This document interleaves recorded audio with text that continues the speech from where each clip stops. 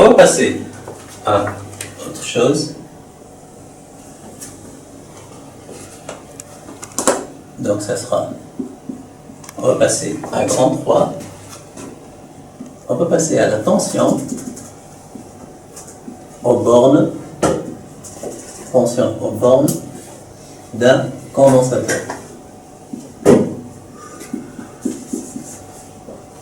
Tension aux bornes d'un condensateur. Donc on va passer à la tension aux bornes d'un condensateur.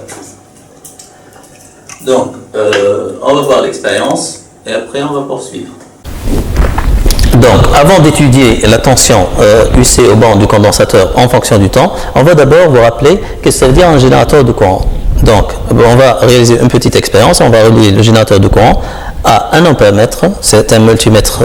On a utilisé la fonction ampèremètre et on l'a relié à un résisteur. Donc, comme ça, on a un circuit. Là, j'ai une boîte de résistance x 10. D'accord. Par exemple, là, si j'ai 8, c'est que la résistance utilisée est 8 x 10, c'est-à-dire 80.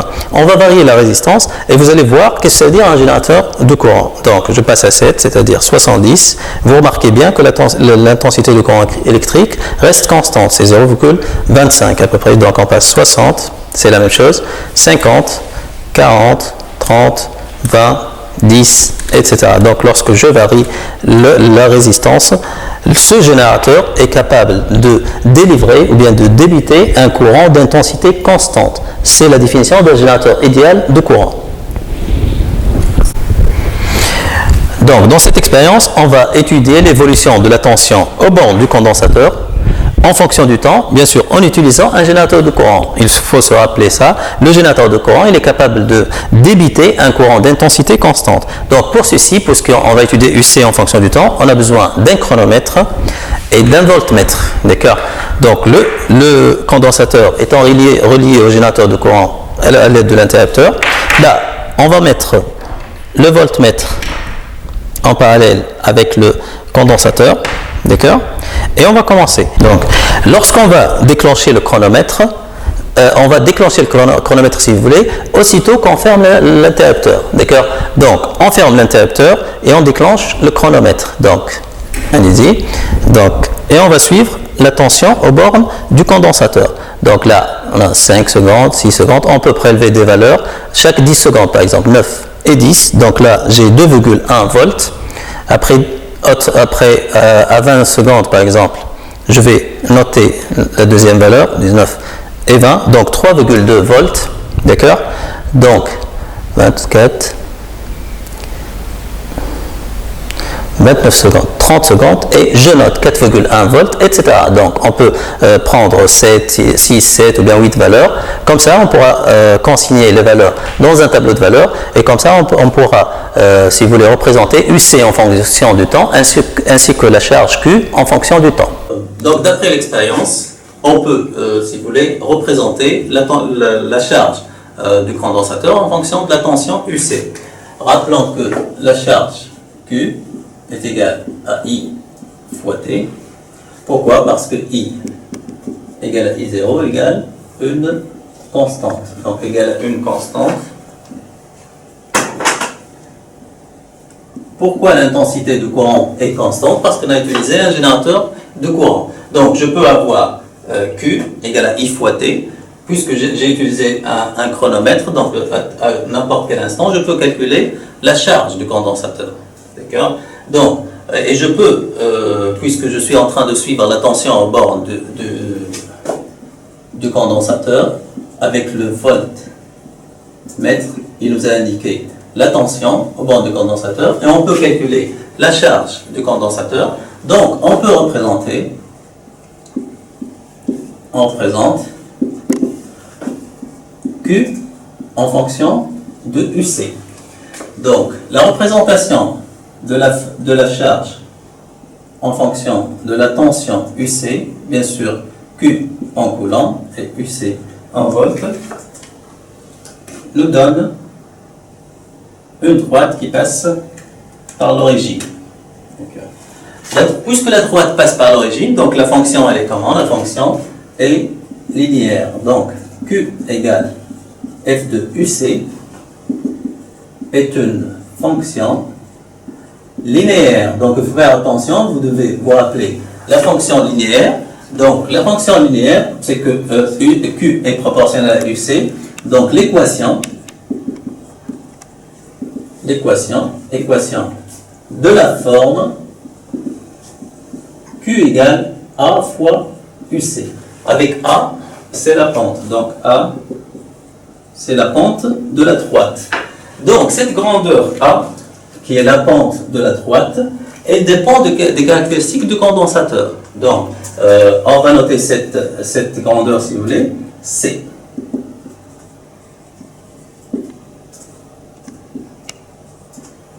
C égale à A. C'est à la fois pente de la droite, mais aussi c'est la capacité, c'est ce qu'on appelle capacité du condensateur. Donc c'est la capacité du condensateur. Donc finalement, le truc le plus important, il faut faire attention, c'est que la charge du condensateur, la charge Q du condensateur est égale à C fois UC.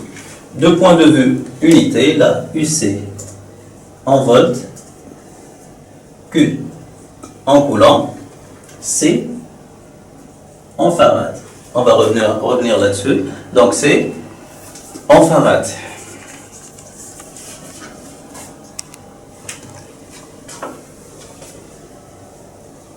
Donc c'est en farad. Donc symbolisé par F. Voilà, si vous voulez. Juste, il faut faire attention, on va remarquer quelque chose. Donc, on va parler un peu de la charge, de la notion de charge. Donc, remarque.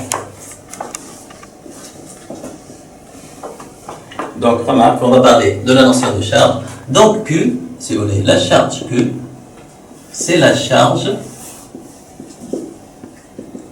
de l'armature vers laquelle est orienté le sens positif du courant, bien sûr choisi arbitrairement. Il faut faire toujours attention. Le sens positif du courant est toujours choisi arbitrairement. Donc, soit, ça, c'est le condensateur. On a dit que le condensateur est, si vous voulez, formé ou bien constitué par deux plaques A et B. Donc, on a dit que la charge Q de condensateur est la charge de l'armature vers laquelle est orienté le sens positif du courant. Bien sûr, choisi arbitrairement. Donc, si le sens positif choisi arbitrairement est comme ça, donc la charge Q sera la charge de l'armature vers laquelle est orienté le sens positif du courant, bien sûr choisi arbitrairement. Donc ça, c'est Q. Et bien sûr, l'autre armature, l'autre plaque sera chargée moins Q. Donc si vous voulez, Q égale à quoi? Égale QA dans ce cas-là. Et QB égale moins Q, si vous voulez. D'accord? Donc, si je veux utiliser la relation entre Q et C, par exemple, donc, ou bien si je veux exprimer, donc, si vous voulez, si je veux exprimer la tension au bord du condensateur, la tension UC, bien sûr, en utilisant la convention récepteur, ça c'est la tension UC. Donc, si vous voulez, UC égale à quoi? Puisque là, on a Q égale C fois UC, donc UC égale Q sur C, c'est-à-dire égale, dans notre cas, QA sur C. Donc, QA sur C, bien sûr, là, c'est toujours suivant cette convention, suivant cette définition. Q, c'est la charge de l'armature vers laquelle est orienté le sens positif du courant. Donc, il faut faire attention. Dans ce cas-là, c'est la charge de l'armature A. Donc, c'est la charge de l'armature A.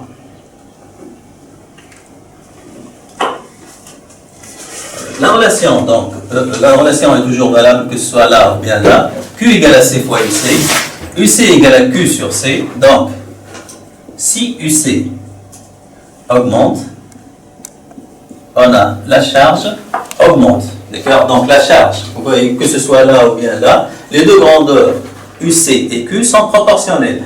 Pourquoi tout ça? Parce que C, bien sûr, il faut toujours remarquer que C est une constante. Et cette constante, elle ne dépend pas de UC ni de Q. Elle dépend uniquement des caractéristiques du condensateur. Donc C dépend des caractéristiques du condensateur. Donc je dis bien qu'elle dépend uniquement des caractéristiques du condensateur, c'est-à-dire elle ne dépend ni de UC, ni de la tension au bord du condensateur, ni de sa charge. Donc ça dépend uniquement des caractéristiques du condensateur. On peut exploiter aussi l'expérience, si vous voulez, pour voir l'évolution de la tension au bord du condensateur en fonction du temps. Donc là, je peux me proposer d'étudier l'évolution de la tension au bord du condensateur en fonction du temps. Rappelons que Q est égal à I fois T. En même temps, on a vu que Q est égal à C fois UC. Donc, finalement, UC égale Q sur C.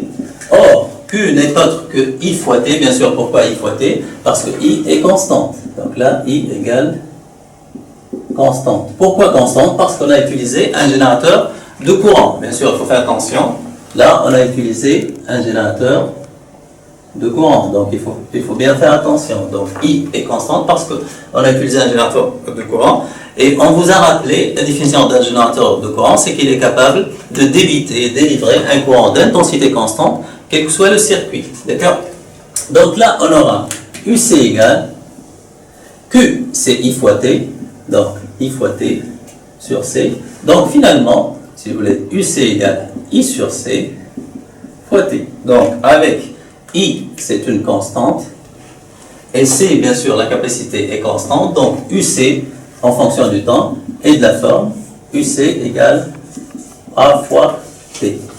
Bien sûr, ce n'est pas forcément le même A, il faut faire attention. Là, je parle d'un coefficient des acteurs de la fonction, bien de la pendule droite. Je peux noter ça A' ou bien K, ou bien peu importe.